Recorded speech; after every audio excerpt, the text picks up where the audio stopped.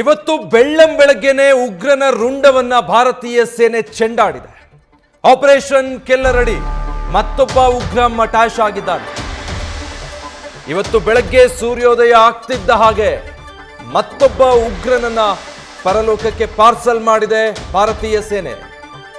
Trawl ಪ್ರದೇಶದ ನಾದಿರ್ ಗ್ರಾಮದಲ್ಲಿ ಉಗ್ರನನ್ನ ಹತ್ಯೆಗೈಯಲಾಗಿದೆ. ಜಮ್ಮು ಕಾಶ್ಮೀರದ ಪುಲ್ವಾಮಾ ಜಿಲ್ಲೆಯ ನಾದಿರ್ ಗ್ರಾಮದಲ್ಲಿ ನಡೆದಿರುವಂತಹ ಎನ್ಕೌಂಟರ್ ಇದು. ಬೆಳಗ್ಗೆ ಭದ್ರತಾ ಪಡೆಗಳೊಂದಿಗೆ ನಡೆದ ಗುಂಡಿನ ಚಕಮಕಿಯಲ್ಲಿ ಓರ್ವ ಉಗ್ರನನ್ನ ಹತ್ಯೆಗೈಯಲಾಗಿದೆ. ಗುಂಡಿನ ಚಕಮಕಿಯಲ್ಲಿ ಉಗ್ರನ ರುಂಡವನ್ನ ಸೇನೆ ಚೆಂಡಾಡಿದೆ. ಕಳೆದ 48 ಗಂಟೆಗಳ ಒಳಗೆ ನಡೆದಂತಹ ಎರಡನೇ ಎನ್ಕೌಂಟರ್. ಇದಕ್ಕೆ ಮುಂಚೆ ಇದೆ ಆಪರೇಷನ್ ಕೆಲ್ಲರಡಿಯಲ್ಲಿ ಎನ್ಕೌಂಟರ್ ಮಾಡಿ 3 ಉಗ್ರರನ್ನ ಮಟಾಶ್ ಮಾಡಿತ್ತು ಇಂಡಿಯನ್ ಆರ್ಮಿ. ಈಗ ಆಪರೇಷನ್ ಕೆಲ್ಲರ್ ಮುಂದುವರಿತಾ ಇದೆ. ಉಗ್ರರಿರುವಂತಹ ಮಾಹಿತಿ ಆಧರಿಸಿ ಪ್ರತಿಯೊಂದು ಸ್ಥಳಗಳಲ್ಲೂ ಕೂಡ ಭಾರತೀಯ ಸೇನೆ ಹುಡುಕಾಟ ನಡೆಸ್ತಾ ಇದೆ. ಈ ಸಂದರ್ಭದಲ್ಲಿ ಉಗ್ರನನ್ನ ಇವತ್ತು ಬೆಳ್ಳಂಬೆಳಗ್ಗೆನೆ ಇಂಡಿಯನ್ ಆರ್ಮಿ ಹೊಡೆದುರುಳಿಸಿರೋದು. ಗುಂಡಿನ ಚಕಮಕಿ ನಡೆದಿದೆ. ಈ ವೇಳೆ ಉಗ್ರನನ್ನ ಭಾರತೀಯ ಸೈನಿಕರು ಗುಂಡಿನ ದಾಳಿಯಲ್ಲಿ ಮಟಾಶ್ ಮಾಡಿದ್ದಾರೆ. ಅಲ್ಲಿಗೆ ಆಪರೇಷನ್ ಕೆಲ್ಲರ್ಗೆ ಮತ್ತೊಬ್ಬ ಉಗ್ರ ಫಿನಿಶ್ ಆಗಿದ್ದಾನೆ. ಭಾರತ ಮತ್ತು ಪಾಕಿಸ್ತಾನದ ನಡುವಿನ ಯುದ್ಧಕ್ಕೆ ಸೀಸ್ ಫೈರ್ ಇದೆ, ಕದನ ವಿರಾಮ ಇದೆ. ಆದರೆ ಭಯೋತ್ಪಾದಕರ ಹುಟ್ಟಡಗಿಸುವಂತ ಕೆಲಸವನ್ನ ಭಾರತೀಯ ಸೇನೆ ಮುಂದುವರಿಸ್ತಾ ಇದೆ. ಜಮ್ಮು ಕಾಶ್ಮೀರದ ಭಾಗದಲ್ಲೇ ಅಡಗಿ ಕುಳಿತುಕೊಂಡು ಭಯೋತ್ಪಾದಕ ಚಟುವಟಿಕೆಗಳನ್ನು ನಡೆಸ್ತಾ ಇರುವಂತಹ ಉಗ್ರಗಾಮಿಗಳನ್ನ ಹೆಕ್ಕಿ ತೆಗೆದು ಹೊಡೆಯೋದಕ್ಕೆ ಆಪರೇಷನ್ ಕೆಲ್ಲರ್ ಅನ್ನ ಭಾರತೀಯ ಸೇನೆ ಆರಂಭಿಸಿರೋದು. ಅದರ ಭಾಗವಾಗಿ ಮೊನ್ನೆ ಕೂಡ 3 ಉಗ್ರರನ್ನ ಹೊಡೆದುರುಳಿಸಲಾಗಿತ್ತು. ಇವತ್ತು ಬೆಳ್ಳಂಬೆಳಗ್ಗೆ ಮತ್ತೊಬ್ಬ ಉಗ್ರನನ್ನ ಇಂಡಿಯನ್ ಆರ್ಮಿ ಮಟಾಶ್ ಮಾಡಿದೆ. ಈ ಕಾರ್ಯಾಚರಣೆ ಸಂದರ್ಭದಲ್ಲಿ ಉಗ್ರ ಮತ್ತೆ ಸೈನಿಕರ ನಡುವೆ ಗುಂಡಿನ ಚಕಮಕಿ ನಡೆದಿದೆ. ದೊಡ್ಡ ಮಟ್ಟದಲ್ಲಿ ಗುಂಡಿನ ಮೊರೆತ ಕೇಳಿಸಿದೆ ಅನ್ನೋದು ಕೂಡ ಗೊತ್ತಾಗಿದೆ. ಈ ಗುಂಡಿನ ಚಕಮಕಿಯಲ್ಲಿ ಉಗ್ರನ ರುಂಡವನ್ನ ಭಾರತೀಯ ಸೇನೆ ಚೆಂಡಾಡಿದೆ. ಇಷ್ಟಕ್ಕೂ ನಿಲ್ಲಲ್ಲ ಆಪರೇಷನ್ ಕೆಲ್ಲರ್ ಇನ್ನೂ ಮುಂದುವರಿಯುತ್ತೆ.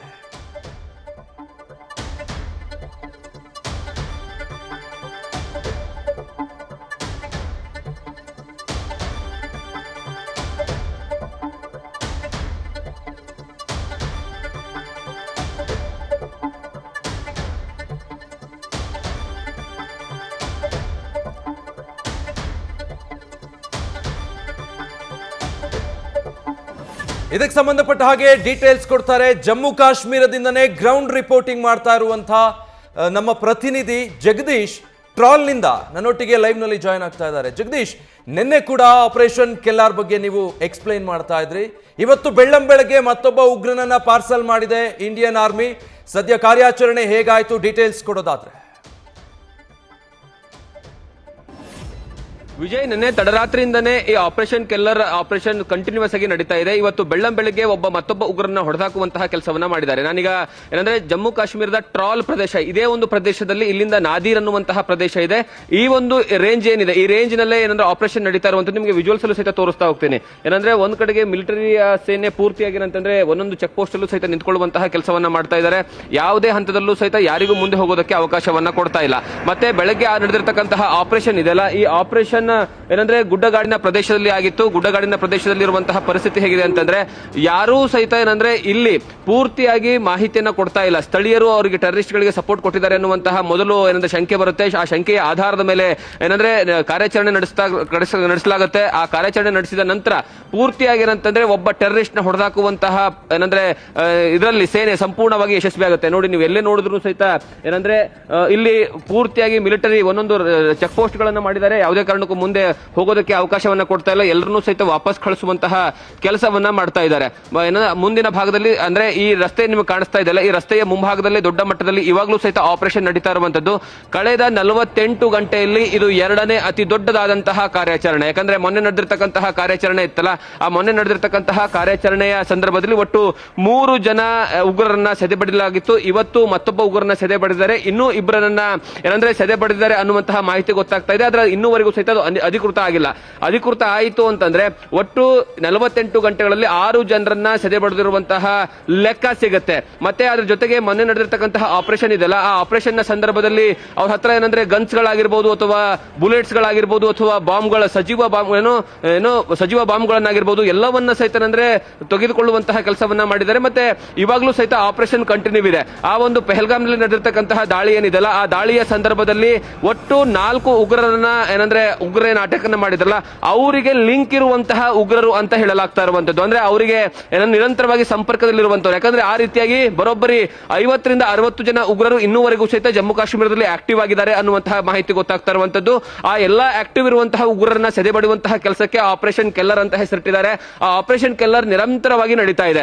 ಯಾವುದೇ ಕಾರಣಕ್ಕೂ ಸಹಿತ ಉಗ್ರರ ಸಪೋರ್ಟ್ ಅನ್ನ ಕೊಡೋರಾಗಿರ್ಲಿ ಅಥವಾ ಉಗ್ರರ ಚಟುವಟಿಕೆಯಲ್ಲಿ ಭಾಗಿಯಾಗೋರಾಗಿರ್ಲಿ, ಯಾಕಂದ್ರೆ ಕಳೆದ 2023 ಮತ್ತೆ 2024 ಈ ಸಂದರ್ಭದಲ್ಲಿ ಇವತ್ತು ಹತ್ಯೆ ಆಗಿದಾರಲ್ಲ ಆ ವ್ಯಕ್ತಿ ಏನಂದ್ರೆ ಉಗ್ರರ ಸಂಘಟನೆಗೆ ಸೇರ್ಕೊಂಡಿದ್ದ ಅನ್ನುವಂತಹ ಮಾಹಿತಿ ಗೊತ್ತಾಗ್ತಾ ಇರುವಂತದ್ದು. ಮತ್ತೆ ಅದರ ಜೊತೆಗೆ ಆ ಉಗ್ರ ಸಂಘಟನೆಯ ಟ್ರೈನಿಂಗು ಸಹಿತ ಏನಂದ್ರೆ ಇವನಿಗೆ ಕೊಡಲಾಗಿತ್ತು. ಮತ್ತೆ ಟ್ರೈನಿಂಗ್ ಕೊಟ್ಟಂತಹ ಸಂದರ್ಭದಲ್ಲಿ ಇವನಿಗೆ ಈ ಪೆಹಲ್ಗಾಮ್ ಭಾಗ ಇದೆಯಲ್ಲ, ಈ ಪೆಹಲ್ಗಾಮ್ ಭಾಗದ ಸರೌಂಡಿಂಗ್ ಅಲ್ಲಿ ಇವನು ರೇಂಜರ್ ಆಗಿದ್ದ. ಅಂದ್ರೆ ಈ ಭಾಗದಲ್ಲೇ ಇವನ ಉಗ್ರರ ಆಕ್ಟಿವಿಟಿ ನಡೀತಾ ಇತ್ತು. ಮತ್ತೆ ಅದರ ಜೊತೆಗೆ ಬೇರೆ ಬೇರೆ ಜನರನ್ನ, ಗ್ರಾಮಸ್ಥರನ್ನ ಏನಂದ್ರೆ ಉಗ್ರ ಚಟುವಟಿಕೆಗೆ ಸೇರ್ಪಡೆ ಮಾಡ್ಕೊಳ್ಳೋದಕ್ಕೆ ಜನರಿಗೆ ಮೋಟಿವೇಟ್ ಮಾಡ್ತಾ ಇದ್ದ, ಅವ್ರನ್ನ ತಲೆ ಕೆಡಿಸ್ತಾ ಇದ್ದ. ಆ ತಲೆ ಕೆಡಿಸಿ ಉಗ್ರ ಸಂಘಟನೆಗೆ ಸೇರ್ಪಡೆ ಮಾಡಿಕೊಳ್ಳುವಂತಹ ಕೆಲಸವನ್ನ ಮಾಡ್ತಾ ಇದ್ದ. ಮತ್ತೆ ಅದರ ಜೊತೆಗೆ ನೇರವಾಗಿ ಉಗ್ರರ ನಾಯಕನ ಜೊತೆಗೆ, ಕಮಾಂಡರ್ ಜೊತೆಗೆ ಸಂಪರ್ಕವನ್ನ ಹೊಂದಿದ್ದ ಅನ್ನುವಂತಹ ಮಾಹಿತಿ ಗೊತ್ತಾಗ್ತಾ ಇದೆ.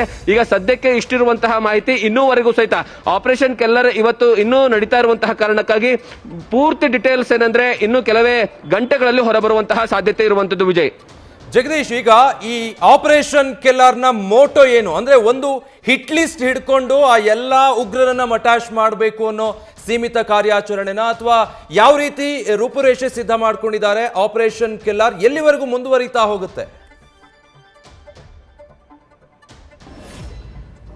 ವಿಜಯ್, ಆಪರೇಷನ್ ಕೆಲ್ಲರ್ ಅಂತಂದ್ರೆ ಈ ಭಾಗದಲ್ಲಿ ಅಂದ್ರೆ ಪೆಹಲ್ಗಾಮ್ ಆಗಿರ್ಬೋದು, ಬಂಡಿಪುರ ಆಗಿರ್ಬೋದು, ಅಥವಾ ಏನೋ ಬೇರೆ ಬೇರೆ ಜಿಲ್ಲೆಗಳಲ್ಲಿ ಹೆಚ್ಚಿನ ಪ್ರಮಾಣದಲ್ಲಿ ಏನು ಉಗ್ರರ ಚಟುವಟಿಕೆ ನಡೀತಿದಾವಲ್ಲ, ಆ ಉಗ್ರರ ಚಟುವಟಿಕೆ ನಡೆಯುವಂತಹ ಸ್ಥಳಗಳೇನಿದಾವೆ ಆ ಸ್ಥಳಗಳಲ್ಲಿ ಯಾವುದೇ ಕಾರಣಕ್ಕೂ ಸಹಿತ ಒಬ್ಬ ಉಗ್ರರನ್ನು ಸಹಿತ ಮುಂದಿನ ದಿನಗಳಲ್ಲಿ ಇರಬಾರ್ದು ಅನ್ನುವಂತಹ ಕಾರಣಕ್ಕಾಗಿ ಆಪರೇಷನ್ ಕೆಲ್ಲರ್ ಅನ್ನುವಂತಹ ಏನಂದ್ರೆ ಆಪರೇಷನ್ ಅನ್ನ ಸ್ಟಾರ್ಟ್ ಮಾಡಿದ್ದಾರೆ. ಇದರ ಮೂಲವಂತಹ ಉದ್ದೇಶ ಏನಂದ್ರೆ ಇಡೀ ಜಮ್ಮು ಕಾಶ್ಮೀರದಲ್ಲಿರುವಂತಹ ಎಲ್ಲಾ ಉಗ್ರರನ್ನ ಸೆದೆ ಬಡಿಯುವಂತಹ ಕೆಲಸವನ್ನ ಮಾಡಬೇಕು.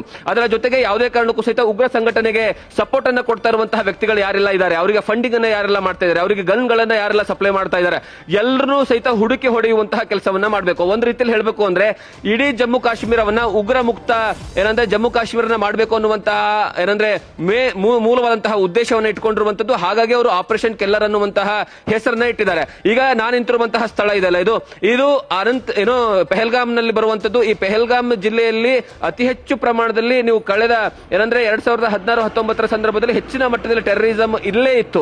ಅದಾದ್ಮೇಲೆ ಶಿಫ್ಟ್ ಆಗಿರುವಂತದ್ದು ಅನಂತನಾಗ್ ಡಿಸ್ಟಿಕ್ ಆಗಿರ್ಬೋದು, ಬಂಡಿಪುರ ಡಿಸ್ಟಿಕ್ ಆಗಿರ್ಬೋದು. ಈ ಒಂದು ಸ್ಥಳದಲ್ಲಿ ಇದು ಸ್ವಲ್ಪ ಗುಡ್ಡಗಾಡಿನ ಪ್ರದೇಶಕ್ಕೆ ಹೋಲಿಸಿಕೊಂಡ್ರೆ, ಅನಂತನಾಗ್ ಮತ್ತೆ ಬಂಡಿಪುರಕ್ಕೆ ಹೋಲಿಸಿಕೊಂಡ್ರೆ ಗುಡ್ಡಗಾಡಿನ ಪ್ರದೇಶದಲ್ಲಿ ಸ್ವಲ್ಪ ಕಡಿಮೆ ಬರುತ್ತೆ. ಆದ್ರೆ ಇಲ್ಲೂ ಸಹಿತ ಹೆಚ್ಚಿನ ಪ್ರಮಾಣದಲ್ಲಿ ಗುಡ್ಡಗಾಡಿದೆ ಮತ್ತೆ ಹಿಮಪರ್ವತಗಳಿದಾವೆ. ಆದ್ರೆ ಈ ಒಂದು ಪ್ರದೇಶದಲ್ಲಿ ಮೊದಲು ಕಾರ್ಯಾಚರಣೆಯನ್ನ ಮಾಡ್ತಿದ್ದಾರೆ. ಯಾಕಂದ್ರೆ ಇದು ಶ್ರೀನಗರಕ್ಕೆ ಕೇವಲ 40 ರಿಂದ 50 ಕಿಲೋಮೀಟರ್ ದೂರದಲ್ಲಿ ಇರುವಂತಹ ಪ್ಲೇಸ್ ಇದು.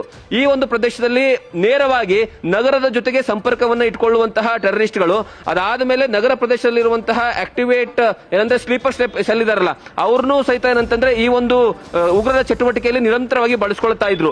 ಆ ಕಾರಣಕ್ಕಾಗಿ ಈ ಭಾಗದಲ್ಲಿ ಮೊದಲು ಆಪರೇಷನ್ ಅನ್ನು ತೆಗೆದುಕೊಳ್ಳಲಾಗಿದೆ. ಒಂದು ಕಡೆಗೆ ಈಗಾಗಲೇ ಪೆಹಲ್ಗಾಮ್ ಪ್ರದೇಶದಲ್ಲಿ ನಿರಂತರವಾಗಿ TRR ಬೆಟಾಲಿಯನ್ ಇಂದ ಉಗ್ರನ ಹುಡುಕುವಂತಹ ಕೆಲಸ ನಡೀತಾ ಇದ್ರೆ, ಇನ್ನೊಂದು ಕಡೆಗೆ ಇಲ್ಲಿ 110 ಬೆಟಾಲಿಯನ್ ಏನಿದೆ ಆ 110 ಬೆಟಾಲಿಯನ್ ಈಗ ಕಾರ್ಯಾಚರಣೆಯನ್ನ ಮಾಡಿ ಅದರಲ್ಲಿ ಯಶಸ್ವಿ ಸಹಿತ ಆಗ್ತಾ ಇರುವಂತದ್ದು. ವಿಜಯ್, ನ್ಯೂಸ್ ಫಸ್ಟ್ ನಿರ್ಭೀತಿಯಿಂದ ನಿಮ್ಮ ಪರವಾಗಿ.